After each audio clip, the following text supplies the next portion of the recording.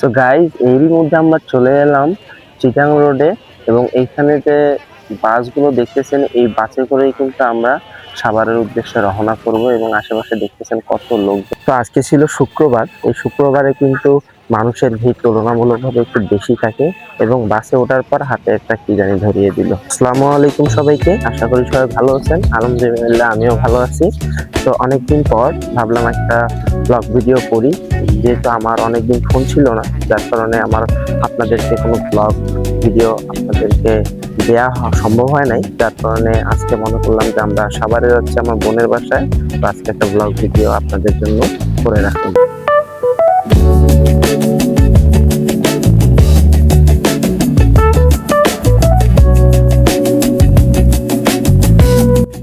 আজকের এই আকাশটা আমার কাছে কেন জানি স্পেশাল, কারণ আকাশটা অনেক সুন্দর রোদ দিচ্ছিল, তারপরও গরম লাগছিল এমনটা না, খুব ভালোই লাগতেছিল, চমৎকার একটা আবহাওয়া।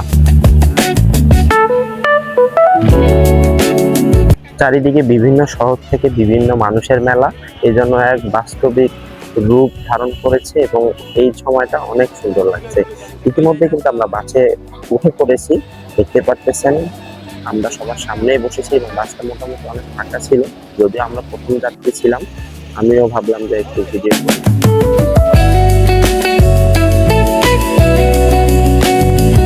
তো গাইস, এই হচ্ছে বাসটি, কোমল মিনি বাস সার্ভিস। এই বাসটিতে করে মূলত আমরা গুলিস্তান যাব, দেন আমরা তারপর গুলিস্তান থেকে সাভারে যে গাড়ি আছে সেই গাড়িতে উঠে আমরা সাভারে চলে যাব।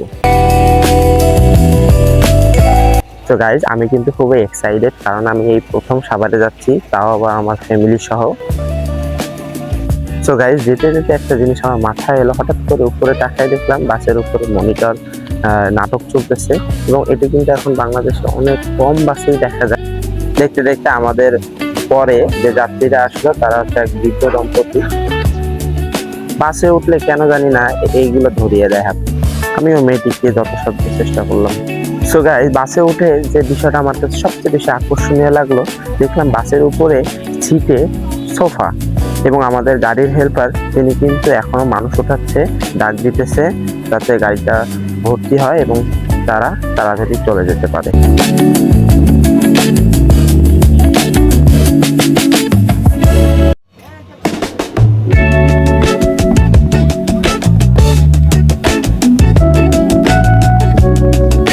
আমাদের গাড়িটি কিন্তু যাত্রী শূন্য অবস্থা থেকে এখন যাত্রী ফুল হয়ে গেছে, যার কারণে আর অল্প কিছুক্ষণ পরেই কিন্তু আমাদের বাসটি ছেড়ে দিবে। এর মধ্যে আমরা পৌঁছে গেলাম একটি ফিলিং স্টেশনে। হয়তো গাড়ির তেল শেষ হয়ে গেছিল, যার কারণে এখানে থেমে তারা তেল নিতেছিল। এদিকে আমার বাচ্চা কিন্তু মহা খুশি, সে একবার দাঁড়িয়ে যাচ্ছে এবং আশেপাশে মানুষজনকে দেখতেছিল।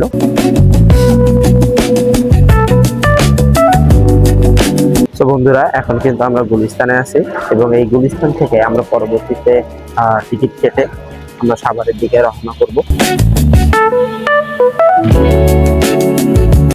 তো যেতে যেতে পানি শূন্যতা থাকার কারণে আমার স্ত্রীকে বললাম যে তুমি একটু শরবত খাও, দেখবা ভালো লাগবে। দেন আমরা কিন্তু শরবত নিয়ে নিলাম এবং খেলামও, যথেষ্ট ভালো লাগছিল শরবতটা। তো গাইস, ফাইনালি আমরা পৌঁছে গেলাম ঢাকা ইপিজেড এর মেইন গেটের সামনে। এখানেই আমাদের আজকের গন্তব্যস্থল ছিল। এখান থেকে আমরা অটো যোগে আমার বোনের বাসা যেতে যতক্ষণ লাগে ঠিক ততদিন পর্যন্ত যাব। এটাই আমাদের লাস্ট স্টপেজ বাসের। এখানে আমরা নামলাম এখন।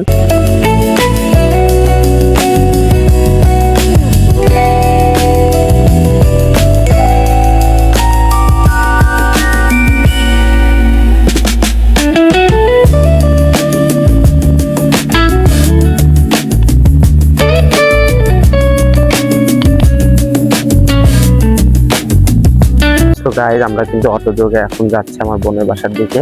যেতে যেতে রাতের এই প্রাকৃতিক সৌন্দর্য দেখতে দেখতে কখন যে আমরা বাসার কাছাকাছি চলে আসছি এটা কিন্তু আমরা নিজেও জানি না। যাই হোক, ব্লগটি ভালো লাগলে অবশ্যই লাইক, কমেন্ট, শেয়ার করে আমার পাশে থাকবেন এবং নতুন নতুন ভিডিও পাওয়ার জন্য বেল আইকনটি ক্লিক করে দিবেন যাতে আপনারা নতুন নতুন ভিডিও পান।